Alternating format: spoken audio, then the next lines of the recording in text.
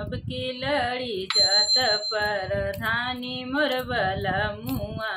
अब की लड़ी जात परधानी मोर बलमुआ।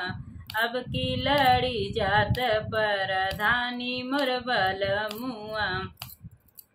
सास के लइहा एक का ननद के लइहा रेस का।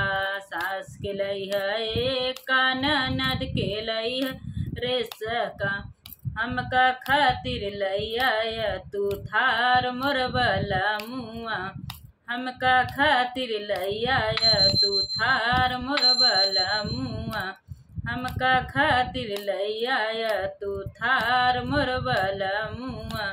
अब की लड़ी जात परधानी मोर बलमुआ।